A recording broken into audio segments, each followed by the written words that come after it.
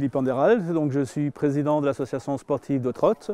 Voilà, je l'ai été il y a 30 ans pendant 10 ans, j'ai arrêté un certain nombre d'années, j'ai repris ça il y a à peu près une dizaine d'années. Donc je suis nouveau depuis 10 ans à peu près président de l'association sportive de Trotte. Comment l'histoire du club? Alors c'est un club qui a été créé en 1945, voilà, avec une bande de copains qui ont décidé de pratiquer le sport dans des conditions différentes qu'elles sont aujourd'hui, puisque à l'époque ils n'avaient pas de vestiaire, ils se nettoyaient dans une bassine, voilà. Donc c'est déjà à cette époque-là le côté amicalité et contact qui était important.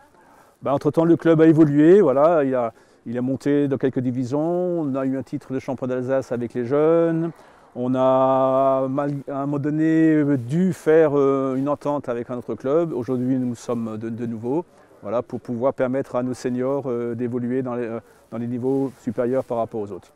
Mais sinon, notre principal combat, enfin pas combat, mais notre action, c'est principalement sur les jeunes. Voilà, nous acceptons les jeunes dès le plus jeune âge, 7 ans, pour qu'ils puissent jouer, et nous avons des équipes de U7 jusqu'à U18.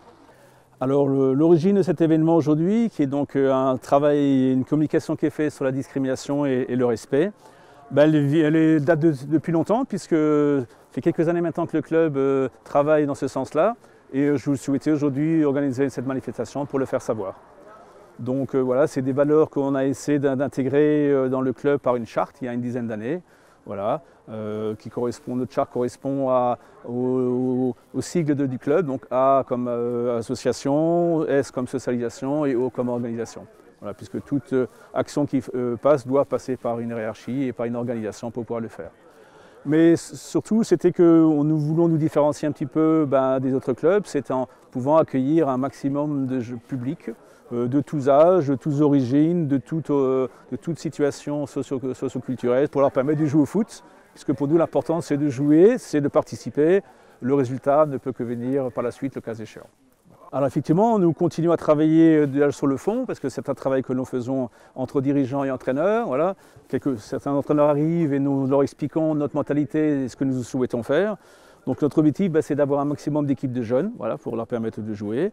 Mais c'est aussi de continuer à offrir des cadeaux, puisque nous offrons des cadeaux aux jeunes, quelle que soit la situation. Même malgré le Covid, on a offert des cadeaux aux jeunes. On leur permet de faire des sorties aussi ludiques pour un petit peu ressouder le groupe. Voilà, aujourd'hui, c'est un t-shirt qui leur est offert pour permettre de se mettre en avant par rapport à ça.